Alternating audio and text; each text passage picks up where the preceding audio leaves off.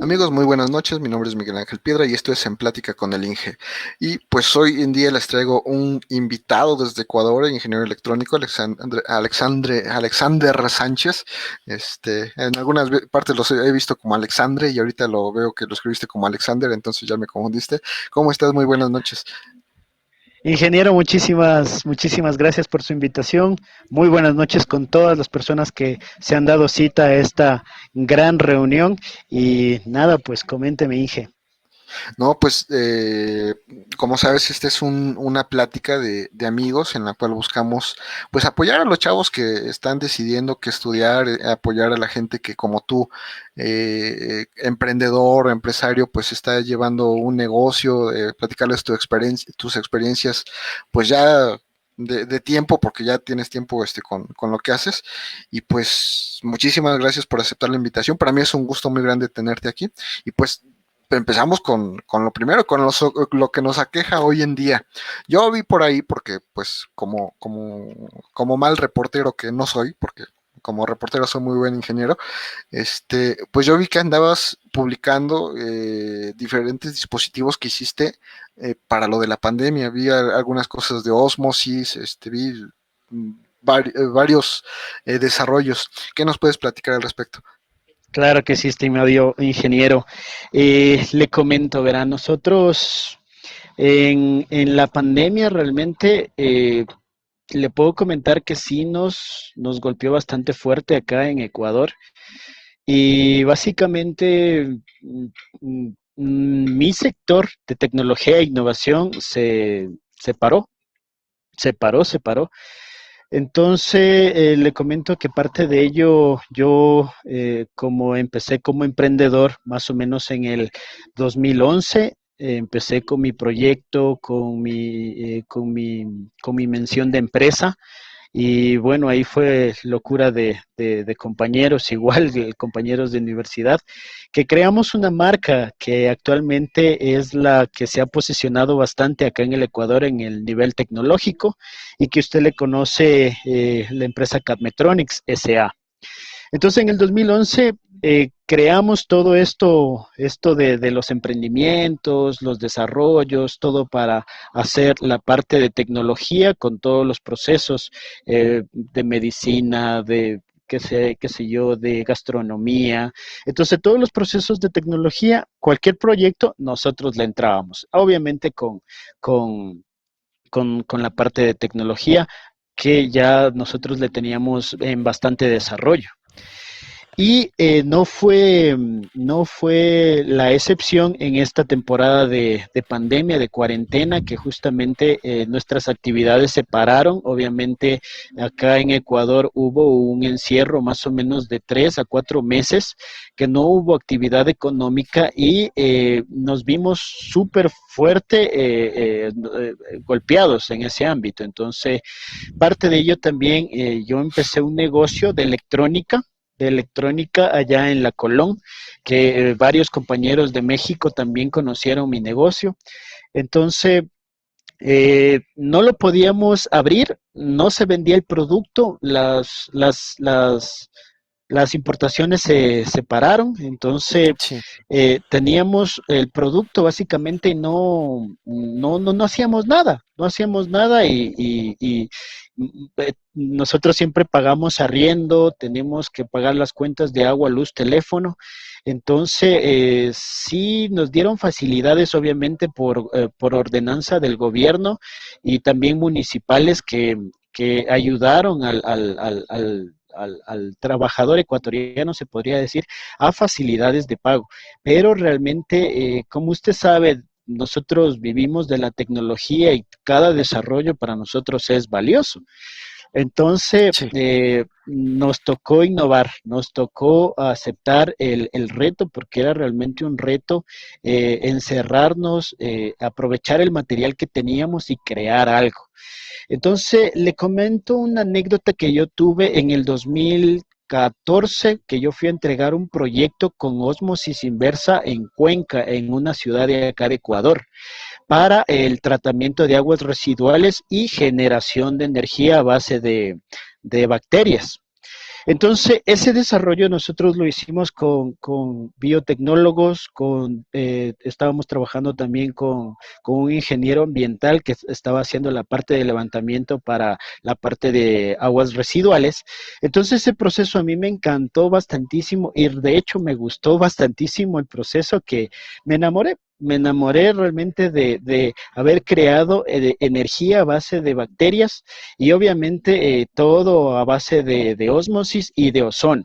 Así fue el proceso que nosotros llevamos. Entonces, el ozono y carbón activo nos ayudó para la parte de tratamiento de aguas residuales. Entonces, eso se me quedó ese proceso. Y obviamente, como fue una contratación pública, que siempre hay de por medio documentos en los cuales nosotros firmamos y obviamente hay restricción de información. Por eso ese proceso no lo publicamos. En nuestras redes sociales nosotros todos los procesos publicamos, pero ese fue excepción porque ya teníamos un contrato de por medio. Pero me encantó el proceso, me gustó y yo me quedé con esa idea del ozono, del ozono, del ozono, del ozono. Y básicamente fue en el momento de la pandemia que ya estábamos en crisis realmente, o sea, yo ya me desesperé porque no hacíamos nada, de las deudas se nos venían, teníamos que sacar lo que es el producto porque la electrónica obviamente se vive de las ventas, perdón. Entonces se me ocurrió crear lo que es dispositivos en vacío para disparos de ozono. Entonces, como yo tenía los equipos, tenía la electrónica, tenía tubo de PVC, porque de las instalaciones que a veces hacemos, entonces tenía el material y nos pusimos a crear lo que es el disparador. Más que todo, empezamos con el disparador, que era a base de un tubo en vacío de un televisor antiguo. Entonces, para poderle generar el disparo de electrones, utilizamos el mismo dispositivo y era un televisor Sí. de caja antiguo, y básicamente con eso le hicimos el disparo y empezamos a percibir lo que era, parecía quemado al inicio. Parecía quemado realmente, pero no, después descubrimos que obviamente haciéndole un arreglo al tubo, la parte de aleación, porque hay que hacerle una malla, ya una malla que va a la parte de PVC, y desde ahí hay la descomposición de electrones. Entonces ahí recién empezamos a ver que sí estaba funcionando, pero no sabíamos qué era. O sea, realmente el principio se lo tiene, ¿no? Porque obviamente la teoría la teníamos, pero realmente era un olor así medio fuerte, medio picoso, como que fastidiaba un poco la nariz, entonces era como que medio a quemado, no sé. Y para asegurarnos que era el disparo que nosotros estábamos buscando de ozono, pues me conseguí un aparatito de, eh, para medir el nivel de ozono. Entonces, el disparo que nosotros generábamos era bastante fuerte, que las partículas se agitaban demasiado, entonces era ¿cómo se podría? Una fiesta de olores ahí que realmente logramos controlar el disparo, obviamente ya cambiando el dispositivo, porque ese era de prueba, pero utilizábamos el material que teníamos.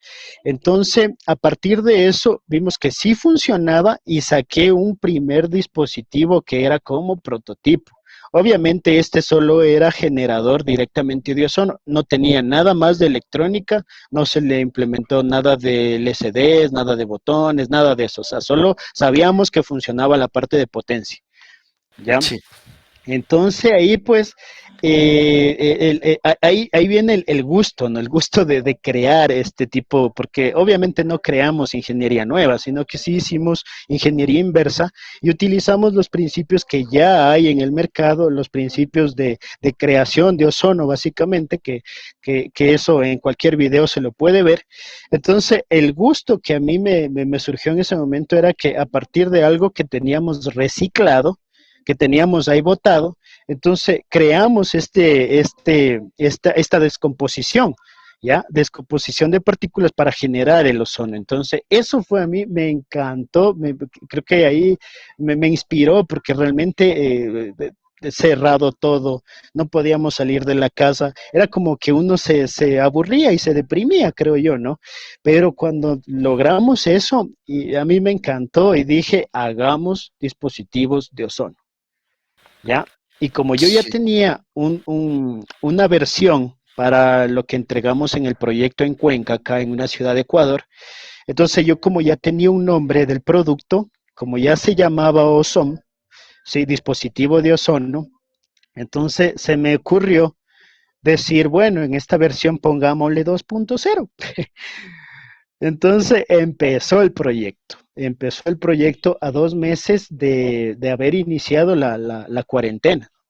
Empezó el proyecto, vimos que sí funcionó y ahí sí ya le empezamos a poner pantalla, botones, programación, le empezamos a dar ya disparos automáticos, o sea, es decir, que el cliente en este caso solo presionaba un botón y el dispositivo empezaba a trabajar automáticamente todo el tiempo que esté prendido. Obviamente ya le investigué bastante bien la normativa porque para trabajar con ozono existe una normativa de uso para que no sea tóxico para el ser humano, en este caso, ¿no?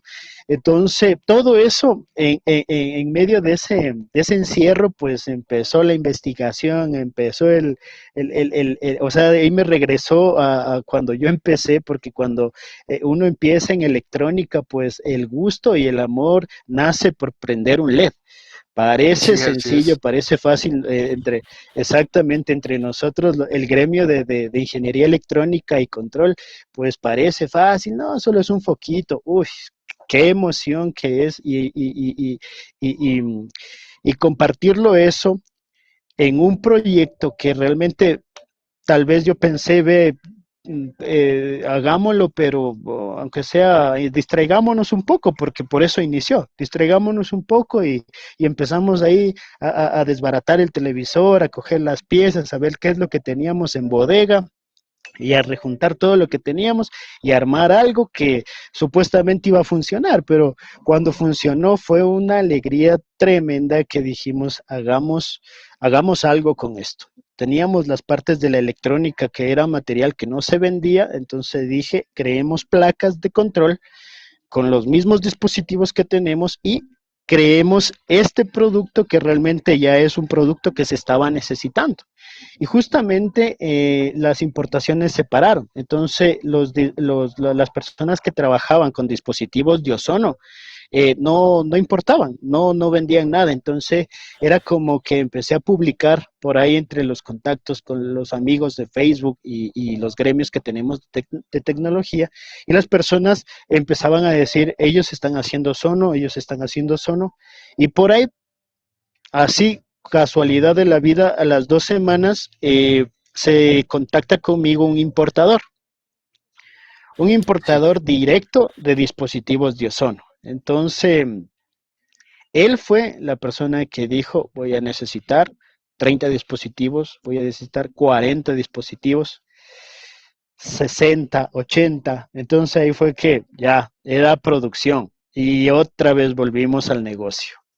Reactivamos el negocio nuevamente y gracias a Dios nos resultó. Aprovechamos la crisis realmente y uno como que se enorgullece bastante porque acá en Ecuador le decimos chiripa, no sé cómo le dicen allá en México. Sí, sí, sí. Sí, algo De, parecido de chiripa salió, ¿no? sí, de relancina no fue ni planeado ni nada, porque creo que a veces cuando uno se lo planea más, se complica más y a veces ni se da. Entonces esto fue un momento que no teníamos nada que hacer, cogimos materiales reciclados y lo creamos. No, pues es muy, muy interesante. Y ahorita dijiste aprovechamos la pandemia. En realidad no es aprovechar la pandemia.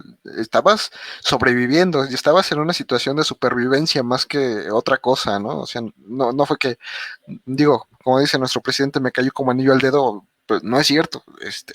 Estabas en nivel de supervivencia y ya salió de suerte gracias a quien haya sido, pues está muy bien. Al final de cuentas, como empresas, pues tienes que buscar cómo sobrevivir, ¿no? Cómo salir adelante. Y hablando de esto, ¿tú cómo te consideras como empresario, como emprendedor? A ver, ingeniero Miguel, eh, le comento, yo me considero así de todo corazón emprendedor, a ver, en el 2011 yo empecé netamente como emprendedor. Emprendedor, creé mi marca, la registré, creé mi RUC, empecé a trabajar, empecé a facturar, empecé a hacer lo que es prototipos, investigación, luego empecé a hacer lo que es servicios profesionales, empecé a facturar y empecé como emprendedor realmente, sí, sí, sí. Luego las condiciones creo que ya el medio va cambiando, ¿no? Obviamente, me tocó ya empezar a hacer negocios, me tocó ya reunirme con personas del gobierno, de municipios, empresarios, que realmente ya ven, eh, no sé, no, vamos a la parte de dinero, o sea, ¿cuánto vendes? ¿Cuánto tenemos? Entonces, ya hablábamos de números. Y al inicio hay que ser sincero, ¿no? Yo lo hacía por viva pasión, por gusto a la robótica, por gusto a la tecnología, por el amor a mi carrera realmente y eso era, ¿no? Al inicio era como que veamos a ver si sale, probemos a ver qué tal, pero ya cuando te sientas a hacer un negocio con personas grandes que sí saben de negocios, obviamente ya te aterrizan, ya te dicen, bueno, o sea, ya hablemos de montos, de números, que ya es diferente. Entonces, creo que, creo que mm, sí, o sea, no quiero dejar de ser emprendedor realmente, pero Pero ya estás viéndolo como las personas que conociste, ¿no? Ya estás pensando más en los números. Y yo te aseguro que antes pensabas, te ponían un proyecto enfrente y ya empezabas a pensar con qué lo ibas a hacer, si era con esto, con lo otro. Y hoy te ponen un proyecto enfrente y empiezas a pensar cuánto te va a costar construirlo y exactamente, cuánto le vas a ganar y cómo lo vas a vender y cómo lo vas a empaquetar. O sea, exactamente. el nivel de Eh, pensamiento cambia, ¿no? Exacto, totalmente, porque al inicio es como que buscábamos financiamiento, buscábamos un inversor o una persona que realmente tenga el recurso y que nos invierta, ahí que crezcamos el proyecto. Pero ahora cuando ya estás en un negocio, ves que realmente no son las cosas así. ¿Por qué? Porque si es que el proyecto pega, realmente el que inyectó la parte económica, pues se lleva una parte o cierta regalía por el proyecto, cosa que ya te pones a pensar, ¿no? Dices, bueno, o sea, La realidad allá en Ecuador y acá es que el dueño del dinero es el dueño del proyecto. No importa lo que hagas, no importa que tú haya sido tu idea, no importa que haya sido tu desarrollo y que hayan sido tus sueños y tus pesadillas, el dueño del dinero es el dueño del proyecto. exactamente. Así mismo, ingeniero, así mismo ha sido el mismo hecho. Eso es por eso mismo digo, ¿no?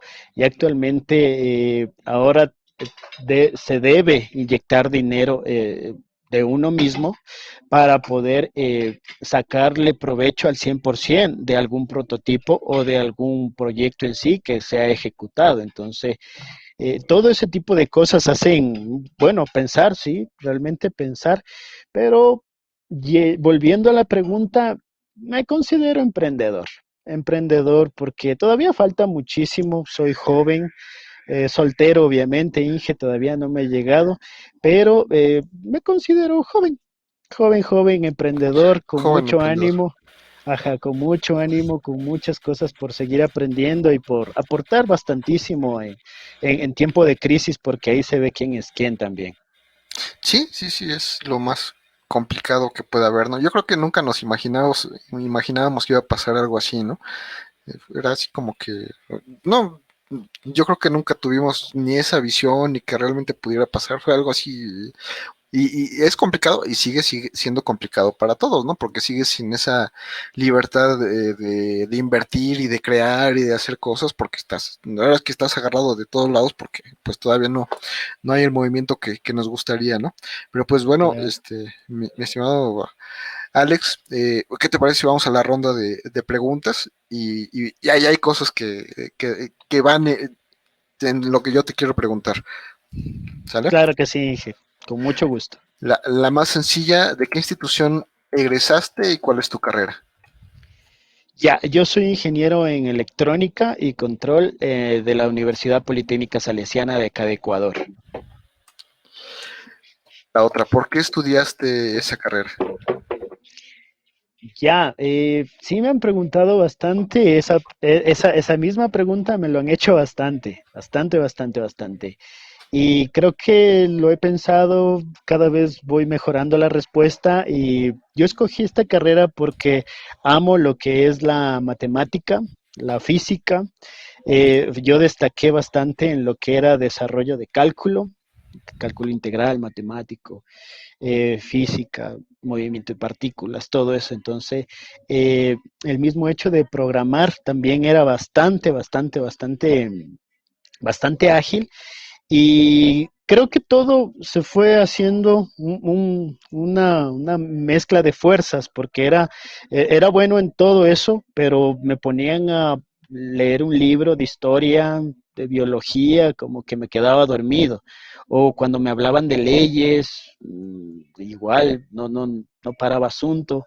O por ejemplo de mecánica, yo tengo mi carro y siempre le llevo a la mecánica, yo ahí sí no me meto. No es que sea como pensamiento de las mujeres, no nada de eso, pero yo respeto mucho, cada uno se ha dedicado a lo suyo, a su rama, y pues zapatero a su zapato, como siempre he dicho. Entonces, creo que eso fue lo que más me inspiró, me gustó muchísimo.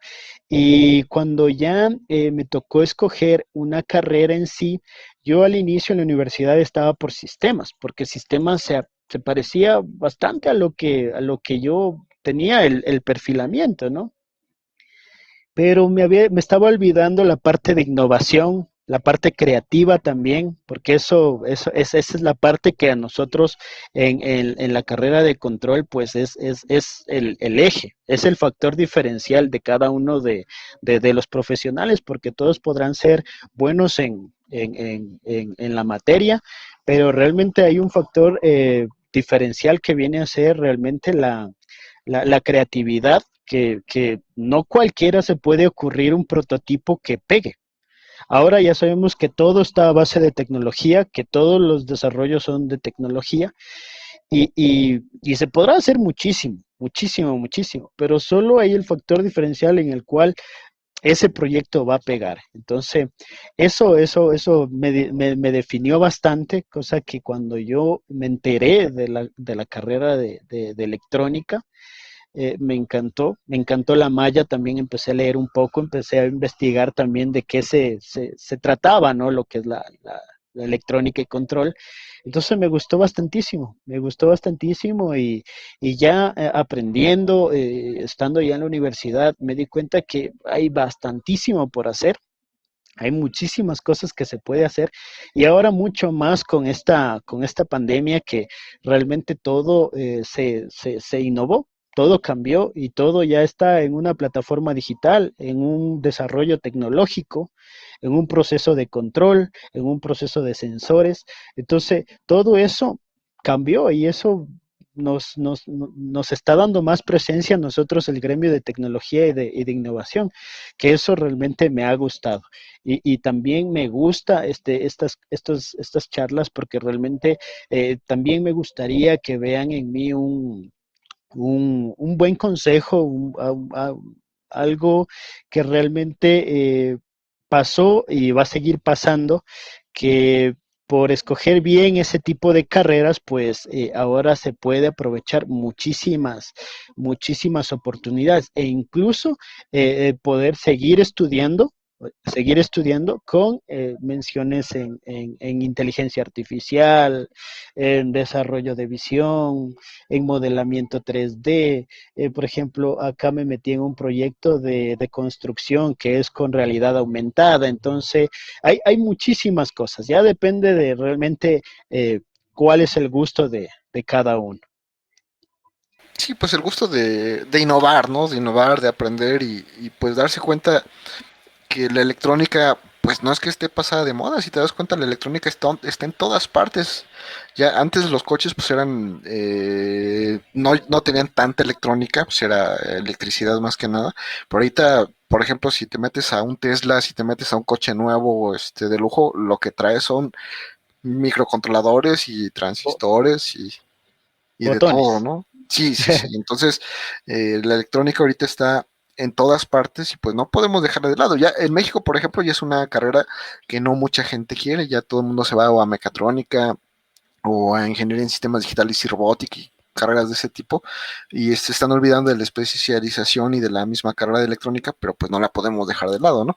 Pero bueno, antes de avanzar un poquito más, platícanos primero de qué pensaste que se trataba tu carrera y después si realmente se trataba de eso.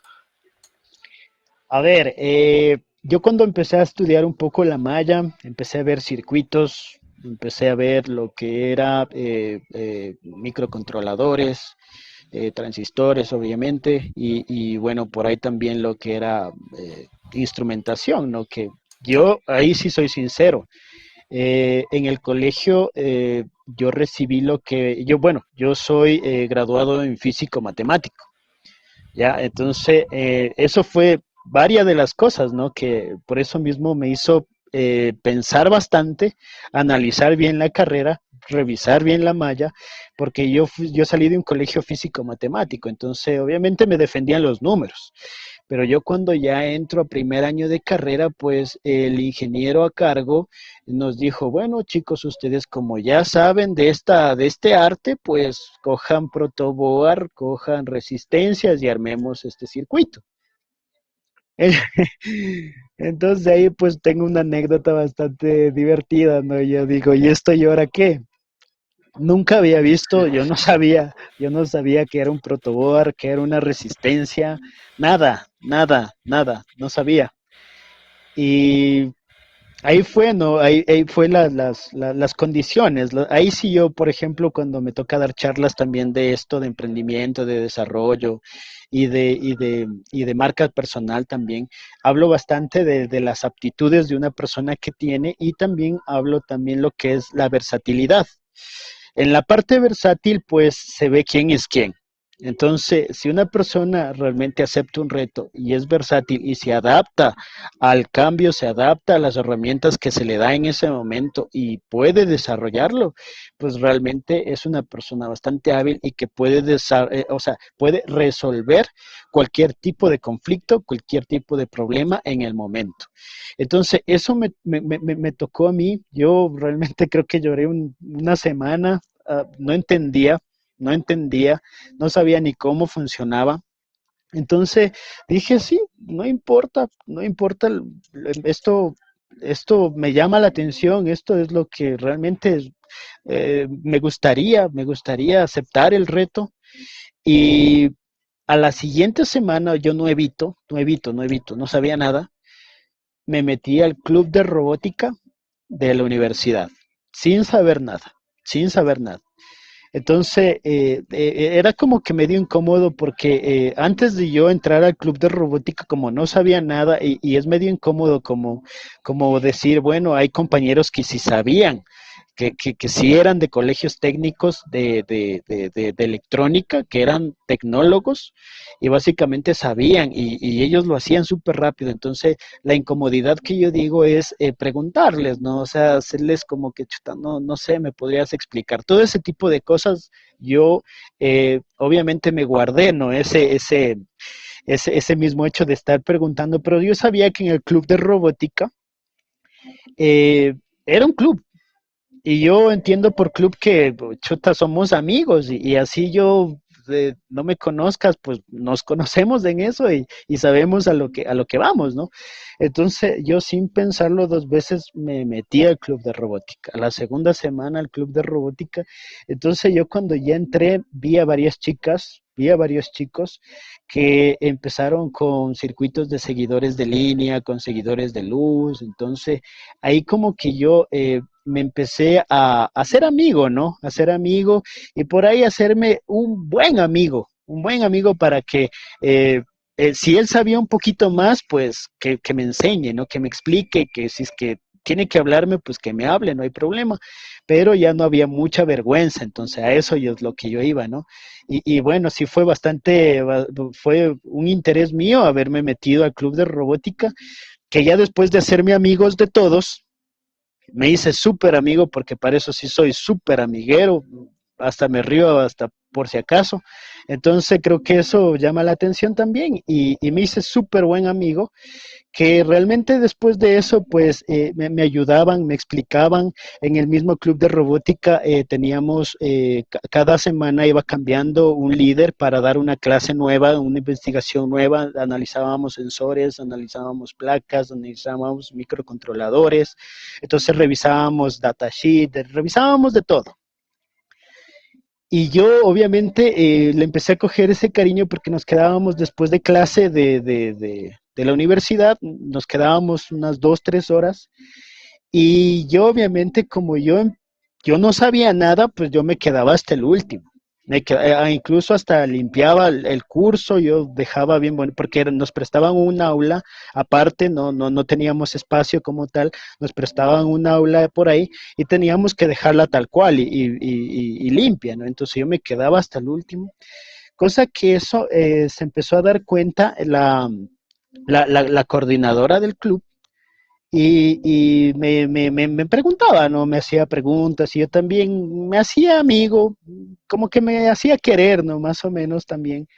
Sí, Y, y, y mi suerte, eso fue más suerte, que veía que mi interés, porque las personas que están de líderes ven los intereses, ven el compromiso, entonces veía que yo llegaba siempre atento, llevaba los circuitos, obviamente no sabía, pero estaba aprendiendo, y ella sabía, e incluso como dábamos nosotros clases a los mismos compañeros de temas distintos de lo que era electrónica y robótica, entonces veía que yo también, a mí me encanta enseñar, por ejemplo, pero no me vi como profesor. Bueno, eso ya es otro tema.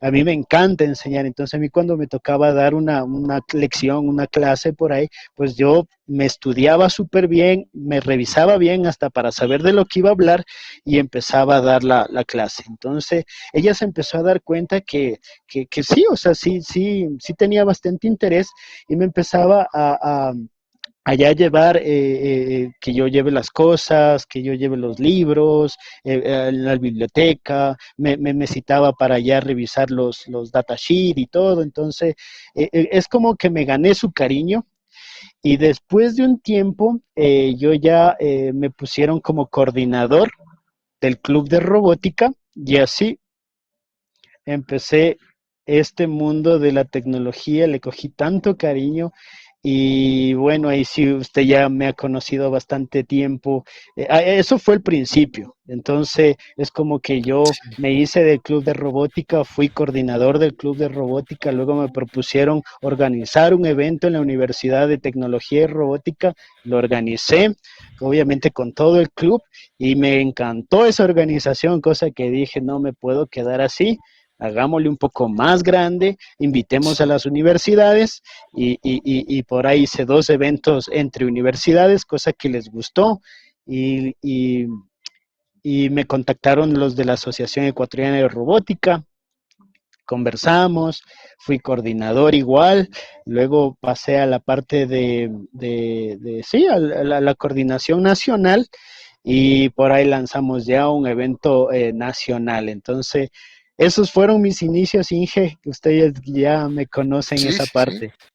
Sí, claro que sí, pero bueno, nuestros amigos no, y pues es lo que a mí me interesa, que nuestros amigos sepan cómo hay que iniciar, si uno no trae, no viene fuerte en lo que es la carrera, pues hay maneras, ¿no? Pues en esos tiempos, pues no era tan común encontrar los videos en YouTube, no había tanto tutorial, no había tantas cosas, entonces pues había que apoyarse en lo que se podía, y en tu caso, el club de robótica fue pues lo fuerte, ¿no? Lo que te terminó de enamorar de la carrera. Exacto. Ahí le cogí tanto cariño y realmente aprendí y luego ya no me daba miedo, No, pues está nada. muy bien. Mira, nuestra siguiente pregunta es, ¿fue suficiente el conocimiento que recibiste en la escuela para encontrar trabajo rápidamente o tuviste que capacitarte en otras cosas? Eh, bueno, lo que fue la malla de la universidad no fue suficiente, no fue suficiente. Yo cogí experiencia bastante en lo que fue el club de robótica, eso fue lo primero. De ahí, pues, en los proyectos que yo desarrollaba, porque después de eso, pues, se me ocurrió, ¿no? Una idea loca de lanzar un negocio, un emprendimiento, digámoslo así, con un nombre comercial que nació Cadmetronics. En Cadmetronics yo hacía mis proyectitos, a veces les hacía los proyectos a mis compañeros y ahí ellos me recomendaban y bueno, habían chicos de otros cursos, de otros niveles que me pedían que les haciendo, entonces yo también cogía un poco más de experiencia con eso, porque me sentaba y me ponía a hacer, a desarrollar. Y había momentos en los cuales como yo ya iba pasando de niveles, había proyectos que ya se repetían. Por ejemplo, varios ingenieros utilizaban el mismo circuito que a mí me tocó en algún momento desarrollar y yo ya sabía. Entonces lo hacía rápido y ¡ting! Lo entregaba. Entonces fui cogiendo habilidad, más que todo desarrollarlo rápido, así, o sea, en el proceso de... Y de ahí, por ejemplo, ya se me ocurrió lanzar la marca de Cadmetronics SA cuando yo ya estaba en sexto semestre de carrera y empecé a aceptar proyectos que ya se necesitaban instalaciones, crear placas, entonces eso también me gustaba y empecé a trabajar de eso realmente, eso fue mi primer trabajo. Para ser honesto, empecé a desarrollar ya prototipos, luego conocí lo que eran las microredes, luego conocí lo que era la instalación de paneles solares. Entonces, todo ese tipo de cosas ya en la parte de instalación me empezó a gustar y yo cogí experiencias y yo sabía que realmente si es que yo hacía las placas de control en el momento de presentarlo, o sea, en el momento de ya entregar un proyecto y totalmente funcional, obviamente algo tenía que salir mal. Algo, por ahí un cablecito vago que se desoldó, se salió. Entonces eso también me ayudaba a mí a decir no. Al momento que ya hagamos las soldaduras de las placas, pongamos jumpers, pongamos lo que es protección en los cables, vamos a hacer ya membretar los cables, por ejemplo, otra también de respetar códigos de colores, porque obviamente para proyectos de universidad, se ponía cualquier tipo de color y No bueno, por ahí importa, ¿no? arreglan. Pues, Ah, claro, debería ser ahí, al contrario, en la universidad debería ser, a ver muchachos, vamos a poner todo positivo rojo, todo negativo negro, todos los buses de control, estos colores, todos los buses de eh, potencia de estos. Pero no, la verdad es que en la universidad lo hacemos con las patas y eso nos califican y está mal. Exacto, sí, muy bien. Obviamente el desarrollo no se veía mucho, sino que lo último que calificaban era el funcionamiento. El funcionamiento a veces del programa, que esté todo bien, y bueno, eso era lo principal, ¿no? Pero ya le digo, la experiencia también la obtuve ya haciendo mis propias instalaciones, ya facturando, obviamente, como servicios profesionales. Y realmente como me gustó el desarrollo, pues empecé a reclutar gente para que mi empresa obviamente ya empiece a coger fuerza. Y obviamente mis primeros socios, mis primeros compañeros fueron los mismos compañeros de la universidad.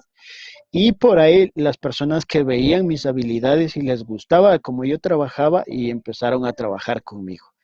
Entonces, a partir de séptimo semestre yo ya cogí una representación de desarrollador de tecnología, entonces eso también me apalancó bastante, me empecé a presentar ya en eventos de Campus Party. Organicé un Campus Party, por cierto, en el 2014. En el 2014 yo organicé Campus Party, toda la parte de innovación, y de ahí me propusieron la Escuela Politécnica igual desarrollar prototipos, proyectos, también acepté el trabajo, entonces ya me empezaba a mover en ese ámbito. Y claro, así fueron los inicios. Los inicios. Y de hecho, eso que mencionas ahorita viene en concordancia con la siguiente pregunta. ¿Qué tan importante como empresario, como ingeniero, consideras el promedio escolar, las calificaciones que te dan en la escuela? Muy importante, muy importante, muy importante, porque al momento de querer seguir una maestría, bueno, acá en Ecuador se revisa todo lo que es el inglés, todo aprobado, aprobado en inglés y las calificaciones. Sí, Entonces, entonces, sí, importante. sí, las calificaciones con las que uno se gradúa en la universidad queda y eso es lo que piden, bueno, al menos acá para una maestría y también una maestría técnica de desarrollo de tecnología, visión artificial o que tenga una concatenación a lo que se estudió en la universidad, pues sí hacen válido la calificación.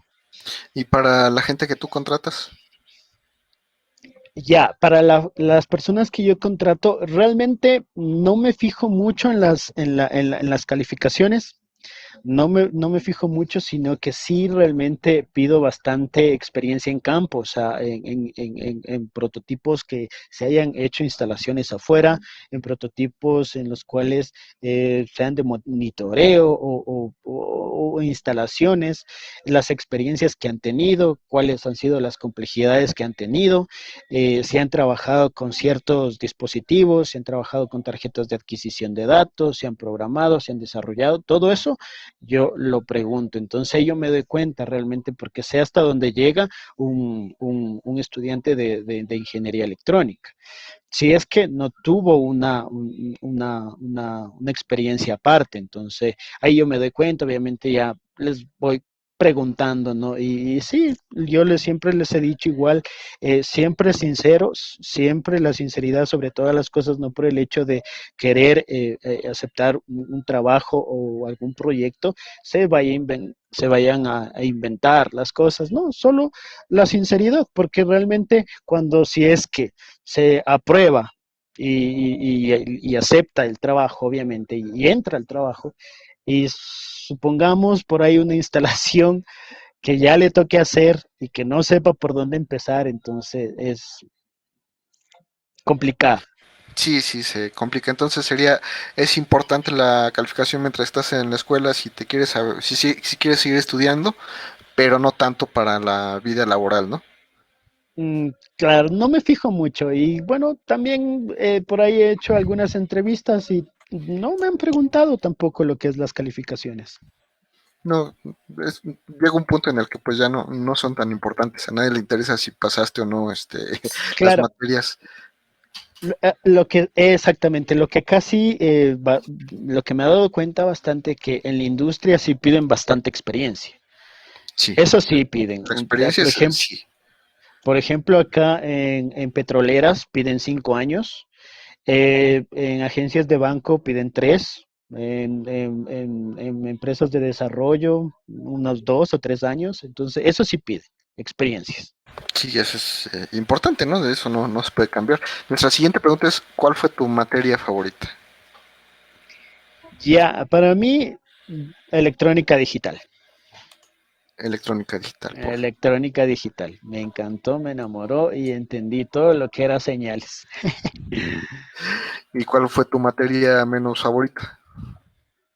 Ya, la que sí tuve más o menos complicaciones, bueno, también el ingeniero que me tocó era chuta, era teórico, teórico, teórico, teórico, teórico, teórico, teórico y bastante fuerte en teoría, pero en la práctica, no, no, no. Lo que se me complicó fue en potencia. en Electrónica potencia. de potencia. Sí, sí, sí. Exactamente. Y es que, pues la teoría es una cosa y ya la práctica es otra completamente diferente, ¿no? Exactamente, incluso yo con él grababa las clases, obviamente para no perderme nada, porque todito el pizarrón lo llenaba de fórmulas, utilizaba 3 colores de marcadores, así de teórico le digo, y cuando íbamos al laboratorio, un día que quemó un, un módulo que obviamente es para estudiantes, por ahí le cambiaron los fusibles y todo y ya, bueno, se disculpó y todo, pero así lo conocíamos todo, él sabía la práctica, perdón, la teoría, sabía demasiado, pero en la práctica, Sí, no, no, y eso pues a uno como estudiante pues lo frustra, ¿no? Muchas veces. Pero pues, sí, sí, bueno, como ingeniero, ¿qué tan importante es la ortografía, gramática y redacción? súper importante, súper importante. E incluso eh, escribir un mensaje simple en Facebook, en WhatsApp, creo que se ve hasta elegante Sí, actualmente. sí, sí. Antes no pensaba eso, antes hasta llenaba de puntos el texto. Pero bueno, ya cuando llega alguien y te pide un patrocinio, cuando llega alguien y te pide trabajo, cuando llega alguien, o cuando quieres tú hacer un contrato o te dan un contrato, pues ya te das cuenta que los puntos y comas son importantes, ¿no? Te pueden matar por una coma y eso hay que entenderlo y saberlo. Claro, claro. Ya cuando se trata de documento formal, de un contrato, sí, es bastante, e incluso ahí sí hay que darse el lujo y la molestia de revisar hoja por hoja y ver qué es lo que se va a firmar. Sí, así es. ¿Qué tan importantes son los idiomas en ingeniería? Súper importante también, súper importante. Realmente, por ejemplo, en nuestra rama, todo está en inglés. Todo está en inglés. Los datasheets, todo viene en inglés. E incluso hay otros que está traducido, ¿no? De chino, porque muchos de los componentes que usamos son chinos, a veces son japoneses. Entonces, en el datasheet está en la parte japonés, la parte china, la parte en inglés y rara vez ya está en español. Entonces, y más que todo, más que todo la nomenclatura o las abreviaturas que nosotros utilizamos para lo que es resistencias, voltajes, potencias, corrientes, picos, lo que sea, entonces es bastante importante. Eso también es súper importante para saber qué es de lo que estamos revisando, ¿no? Sí, sí, así es. Y hablando de eso, pensando en Alex de hace 10, 11, 12 años, si tú tuvieses la oportunidad, ¿qué idiomas te recomendarías a ti mismo aprender? Chuta, si yo tuviera la oportunidad de volverme a ver con el Alex de 12 años, que bestia le dijera que japonés, Japonés. que hable súper bien el japonés, el mandarín también, bueno, sí está, no está de más, el inglés, obviamente acá nos exigen bastante el inglés, Sí, ajá, y el alemán. y el alemán. Por lo menos dos, ¿no? Inglés y otro, pero que no se quede con el inglés solamente. Claro, exactamente, eso mismo iba. ¿Qué lenguaje o lenguajes de programación recomiendas aprender? Bueno, para la parte de programación, dependiendo al uso que se le vaya a dar y a las edades, ¿no? A las edades también es súper importante. Eh, Actualmente ha predominado lo que es programación en Arduino, pero estoy recomendando el mismo hecho de aprender o de investigar lo que es Python. Python está muy bueno también, Sí, está muy entonces eso fuerte. sí, sí, está bastante fuerte, entonces estoy recomendando ya investigar, aunque sea ver la introducción a Python, que eso está muy bueno. Sí, y hay mucha demanda, que eso es lo importante, ¿no? No nada más es apréndelo para aprenderlo, ¿no? Tú buscas Python en las bolsas de trabajo y hay demandas con muy buenos sueldos, entonces es algo que hay que tener en consideración. Nuestra siguiente Exactamente. pregunta es, ¿qué es lo que consideras más importante para ingresar a la vida laboral? Eh, ¿Qué es lo que considero bastante importante para... Ah, ya, ser versátil. La persona debe de desarrollar esa parte, la versatilidad, y básicamente, bueno, yo siempre les digo a mis estudiantes, porque también doy capacitaciones, y bueno, a las personas que también doy charlas, les digo, la versatilidad es un factor, pero también es el mismo hecho de no quejarse, no por el hecho de que ya vas a un ámbito de trabajo y no te dan todos los recursos, todas las herramientas, o no te dan un lenguaje de desarrollo o de programación que tú estás familiarizado o que tú lo dominas, y te ponen otro tipo de herramienta, otro tipo de software. Entonces, no por el hecho de que no estés en tu zona de confort, pues te va a tocar quejarte, ¿no? O no adaptarte. Por eso es que yo digo, la persona que debe de entrar al ámbito laboral tiene que ser bastante versátil, aceptar el reto y adaptarse al cambio y al medio que se le está poniendo enfrente. Entonces, yo creo que esos dos factores son muy importantes porque ya estamos hablando de una vida laboral. Una vida laboral Sí. es cero quejas y bueno, vamos a trabajar, pues. Sí, y hay veces que como estudiantes no lo vemos así, ¿no? Lo vemos como que, es que el profe no sabe enseñar y uno se queda con la idea y me quedo con eso de que pues si no aprendí es culpa del profe. O sea, eso es. Eh, Pero ya cuando lo traslapas a la parte laboral es así de que, es que llegué al trabajo y nadie me enseñó lo que tenía que hacer. Bueno, pues es que se supone que tú ya sabías, ¿no? Por eso te contrataron y la situación cambia porque en la escuela te reprueban, pierdes la materia, pero en el trabajo pues te despiden y ahora a ver con qué pagas tus cosas, ¿no?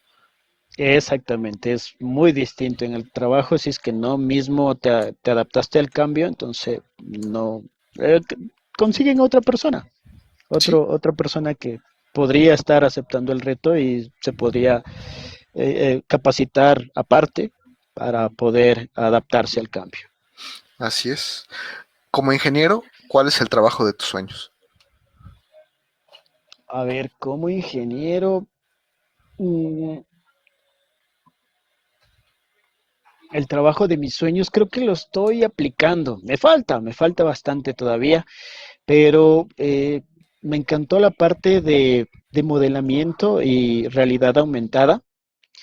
Entonces, eso yo antes lo veía como algo wow, algo que solo en los videojuegos podría pasar, algo que solo era, no, no sé, no, algo que estaba ahí en un televisor, en un computador. Entonces, cuando yo descubrí la parte de realidad aumentada y básicamente con dispositivos que se hicieron para juegos, entonces creo que dije, wow, esto me está gustando, esto me encantó, empecé a investigar un poco el tema, empecé a ver cómo sería la adaptación para implementación en el sector de construcción, y al inicio yo pensé que era algo que no se podía, ¿no?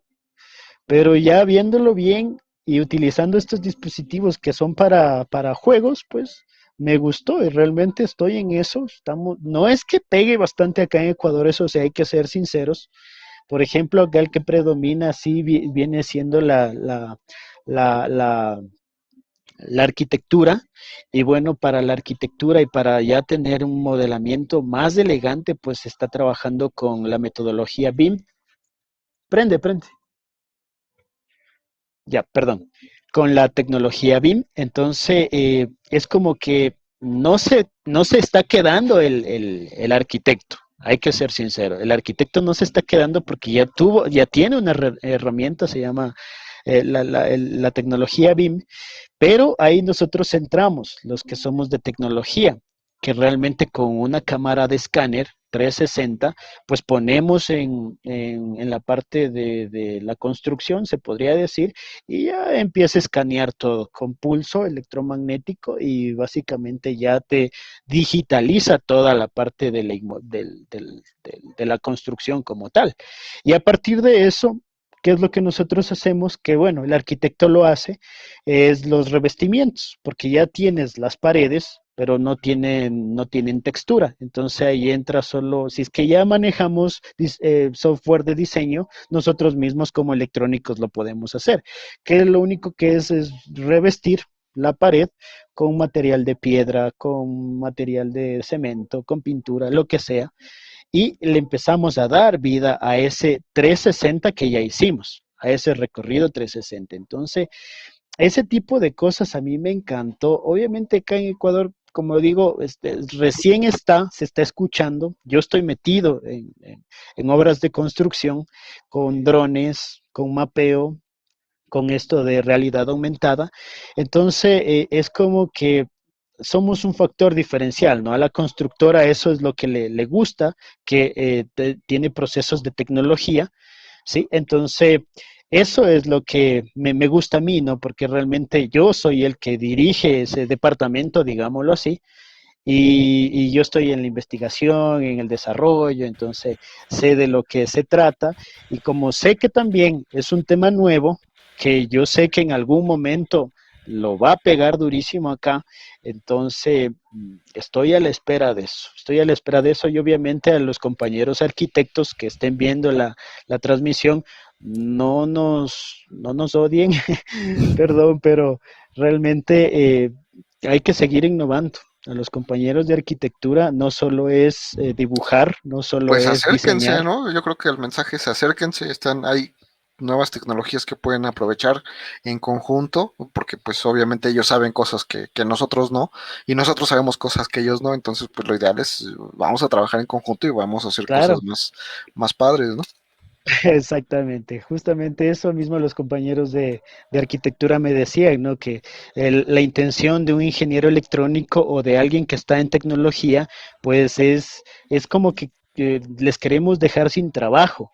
Y yo me pongo a pensar, y digo, creo que sí. Creo que sí, porque realmente nuestra carrera es crear prototipos autónomos, prototipos que hagan ejecuciones en las cuales ya una persona ya no interactúe, ya no esté mucho tiempo ahí. ¿Ya? Entonces, por eso nuestra carrera es de automatización. Y la parte de automatización es crear cualquier prototipo o cualquier dispositivo que haga la parte automática. Entonces le dije, sí, compañero, parece que mi carrera es eso. Mi trabajo es innovar, es crear, es hacer la vida de una persona más fácil, de la que ya es mucho más fácil. Si es que la casa la construimos con principios de domótica, pues ya solo la persona tiene que ingresar a la sala y el foco se va a prender automático, se va a prender el televisor, el volumen del audio pues se va a regular solito, va a tener termostato, temperatura, todo automático. Entonces, ese tipo de cosas es comodidad a las personas. Obviamente es bastante difícil que eso entre actualmente, bueno, acá en Ecuador es bastante difícil, pero sí hay casas que ya se tiene motores, que ya se tiene sensores, que ya se tiene cámaras de seguridad. Entonces así se empieza, así se empieza. Sí, Entonces yo poco sé a que poco va a ir llegando. exactamente. Entonces, también invito al gremio de tecnología, a los compañeros que nos están viendo, pues que no se desanimen, no se desanimen, esto solo es cuestión de tiempo, sigan con las ideas, los proyectos que se tenga para igual en algún sector estratégico se puede implementar, se pueda desarrollar y bueno, todo a su tiempo. Al inicio obviamente no se escucha, no se ve, pero ya después yo sé que esto va a ser bastante fuerte para todos nosotros. Así es. Y nuestra siguiente pregunta es, ¿qué es lo menos agradable que te ha pasado en el emprendimiento? ¿Qué es lo menos agradable que me ha pasado en el emprendimiento? Ya, lo que me ha pasado es que el producto o en sí el prototipo no pegue, no sea útil, así de sencillo, que no funcione. Entonces yo, por ejemplo, cuando estaba emprendiendo acá en Ecuador, en Quito, justamente, acá hay una empresa que es público-privada y se llama Conquito. Entonces es una empresa público-privada que es parte del municipio con fondos del Estado, obviamente, con fondos municipales, que empezaban con los proyectos proyectos semilla, proyectos de emprendimiento para capital semilla, para que reciban una motivación económica para seguir implementando. Obviamente se tenían, ¿qué será? Cuatro ramas más o menos que eran la gastronomía, la medicina, la tecnología y la agronomía sí, agronomía.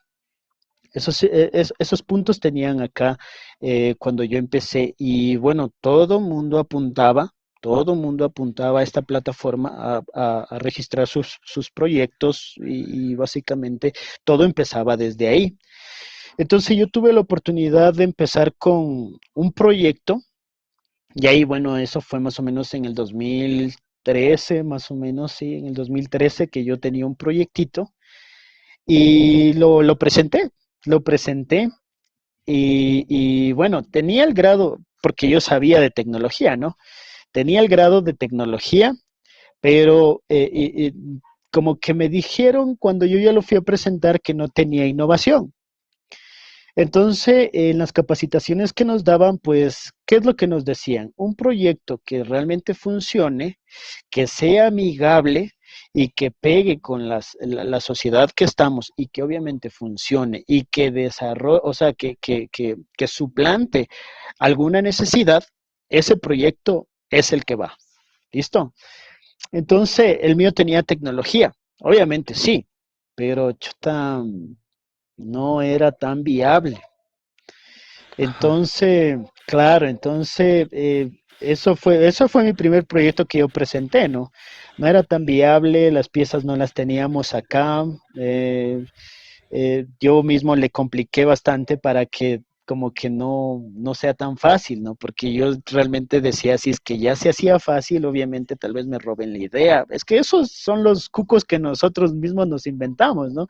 Aquí Lo que piensa uno como emprendedor, ¿no? Lo que piensa uno eh, de, es que tengo que protegerlo por dentro para que nadie me lo copie y lo voy a traer de quién sabe qué tantos lados con una logística imposible y ya ahorita como empresario yo creo que hasta te ríes de ti mismo, ¿no? Así, así no era. exacto, justamente eso, dije, justamente eso. Entonces yo mismo me creaba mis cucos y yo decía, bueno, tal vez me roben la idea porque, eh, no sé, no, nadie sabe, nadie sabía. Y bueno, presenté mi proyecto y me dijeron que tenía tecnología, pero no era innovador. Entonces que no era para una necesidad y básicamente fue mi primera derrota, que aprendí bastante, obviamente, vi cómo funcionaba el capital semilla, cómo funcionaba la gestión, cómo hacían las convocatorias y obviamente me gustó la idea de que había personas, y sí había bastantes personas, por eso también en un momento yo me asocié para crear un coworking. Entonces a mí me gustó todo el proceso que las personas que tenían el desarrollo llegaban a personas que sabían el conocimiento. ¿Ya? Entonces, me gustaba ese feedback que tenían. Entonces, las personas que no sabían, que podían, llegaban a las personas que podían, pero no lo tenían. ¿Ya? Entonces, esa clave me gustó bastantísimo.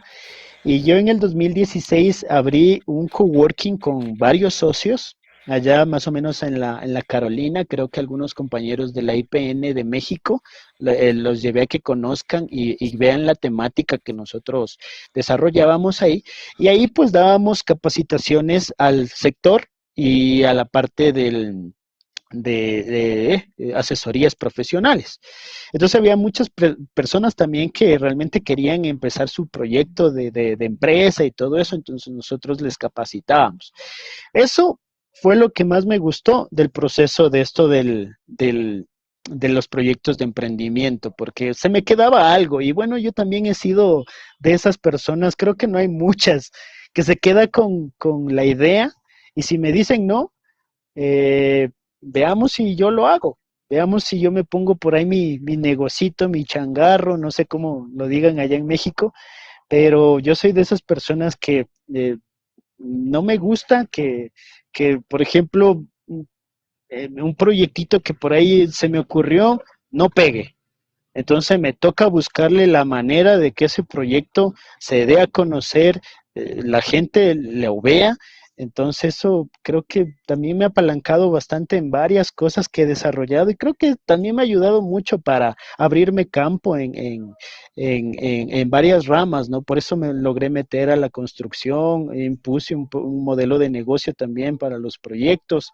Entonces me gustó mucho, yo ya voy trabajando en la construcción, voy trabajando 2017, 18, 19, desde el 2017 voy trabajando en Fíjate proyectos que de construcción. ya tiene bastante, pero bueno. ¿Y qué es lo más agradable que te ha pasado en el emprendimiento? En el emprendimiento, conocer a las personas. Eso es lo que más me ha encantado, ingeniero. Eso sí, les soy sincero. Eh, podemos verlas, ¿no? Podemos llegar a una reunión y conversar y listo. Pero ya en los emprendimientos, cuando ya se pone a conversar de los pros y de los contras del prototipo, del proyecto y todo, es como que sea sincera y es como que ve esa experiencia en otra persona. Yo cuando estaba pequeño, digámoslo así, eh, yo preguntaba y preguntaba hasta por si acaso, porque uno, eran capacitaciones gratuitas. Dos, eran profesionales que sabían de negocios, que tenían contactos, que estas personas obviamente tienen su nicho de negocio y básicamente son estrategas, eso es lo que también me di cuenta, son bastante estrategas, y si es que ellos ven a un joven potencial, a un proyecto, perdón, a un proyecto, Sí. a un, a un proyecto, a un proyecto que realmente tiene pies, cabeza, cuerpo, sino que le falta un poco de lineamiento, esas personas les invitan directamente ya a hacer negocios, a darle vida a ese proyecto. Entonces, eso es lo que más me encantó de esto del emprendimiento cuando yo estaba pequeño, digámoslo así, que esas personas eran estrategas. Conversaban, pero si veían la persona que realmente tenía ese potencial, ahí le apuntaban y tener esa capacidad de ver ese nivel de, Talento, ¿no? de talento, exactamente, porque una persona cuando no conoce el grupo es como que medio calladito, sumiso, no dice nada, es como que quiere pues, pertenecer al grupo, ¿no es cierto? Entonces como que no te dejas conocer bien, ya, no se deja conocer bien. Pero como yo era el que no sabía y como tenía profesionales adelante mío que sabían de los temas, que sabían de negocios, que sabían los contactos, entonces yo sí preguntaba. Incluso me hice de dos muy buenos amigos de ahí que eran mentores, dos muy buenos amigos que justamente uno participó en el History Channel del no recuerdo, del 2016 creo que era. Pues una idea cambia al mundo, más o menos Sí, era una el idea para cambiar el proyecto. mundo, ¿no? Una Exactamente, idea para cambiar la historia, creo. Algo así. exactamente, de History, Sí, ¿ya? Y mire, me gustó, y eso cuando una persona llega hasta esas instancias y decir, yo me senté con esa persona y me dio consejos valiosos y realmente está ahí, es por algo, es por algo. sí, Entonces, sí. eso es lo que más me encantó de eso, conocer a las personas. Conocer y aprender de ellas, ¿no? Creo que es lo más importante. Pues, Claro, mi estimado Alex, ha sido un gusto para mí muy grande contar con toda tu experiencia, tus vivencias, todo lo que nos has contado, que yo sé que va a ser útil para muchos de nuestros amigos. Y pues me gustaría que nos que nos dieras algunos consejos para estudiantes y futuros estudiantes de ingeniería, pues de esos que a ti te hubiera gustado que te diera cuando eras joven, y con eso cerramos la transmisión. Muchísimas gracias, Inge. Claro, a mí me hubiese encantado muchísimas cosas.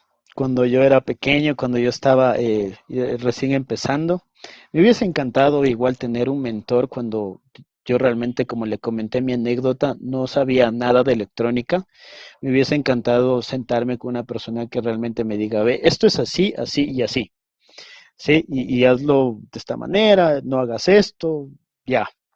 Entonces, eh, realmente lo que yo sí pudiera decir es que háganlo con mucho cariño, háganlo con mucho amor a la carrera que escojan realmente. Si es que se enfocan en tecnología, en control y automatización, mucho mejor, porque como les comenté ya en toda esta conversación, pues hay muchísimas cosas por hacer, hay muchísimos sectores estratégicos en los cuales se puede implementar, desarrollar, porque es un campo virgen, digámoslo así, al menos acá en América Latina, es lo que nosotros, por eso nos estamos preparando. Y hay muchísimas cosas por hacer. Y como le comentaba, pues sí me hubiese gustado tener ese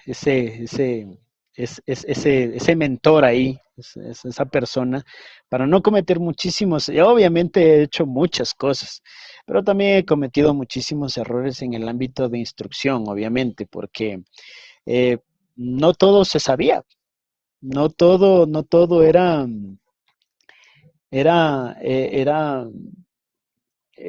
¿cómo lo puedo decir? No todo era color de rosa, digámoslo así, Sí, ¿sí? sí, así es. La ingeniería electrónica sí es bastante fuerte, es una carrera que realmente exige bastante preparación. No cualquiera lo va a hacer, obviamente no cualquiera llega hasta las últimas instancias y se enorgullece de sus desarrollos, pero vale la pena. Realmente un consejo sano vale mucho la pena. A mí me encantó y obviamente como siempre les he dicho a mis estudiantes y también a las personas que capacito, pues hay que encontrar, ¿no? Hay que encontrar ese camino, ese lineamiento por donde te tienes que ir. Porque para tecnología y electrónica, pues hay muchas ramas a donde se puede apuntar. Hay muchísimas ramas, pero ya depende bastantísimo de las aptitudes de cada persona, en las cuales si te gusta bastante circuitos, si te gusta bastante el cálculo, pues podrías estar dando clases, podrías estar enfocándote como profesor. Pero si te gusta los prototipos, también los prototipos ya podrías estar en una empresa de investigación investigando los nuevos desarrollos, viendo nuevos dispositivos. Si te gusta la parte de programación, pues los podrías ya estar en las empresas de automatización, de control directamente, para poder implementar este tipo de programas o algoritmos, que eso también podría ser. Entonces, son bastantes cosas que se podría hacer realmente. Y lo que sí les he dicho a mis colegas, a mis compañeros, no es que se pueda hacer todo realmente, pero sí se debe tener un enfoque.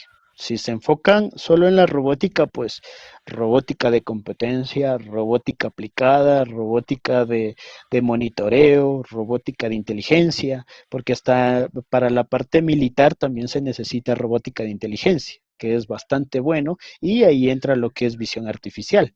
¿Qué se está trabajando? Incluso sacaron acá en Ecuador proyectos para el distanciamiento social en las playas, sacaron prototipos en los cuales tenían visión artificial y medían la persona a persona que tenga una distancia de 2 metros. Entonces, todo ese tipo de cosas se puede seguir aportando. Si ya se tiene un desarrollo previo, pues ellos mismos les buscan a las personas que desarrollaron y obviamente les piden ese asesoramiento, esa capacitación o de una vez, por último, como es empresa grande, les piden y les compran ese desarrollo.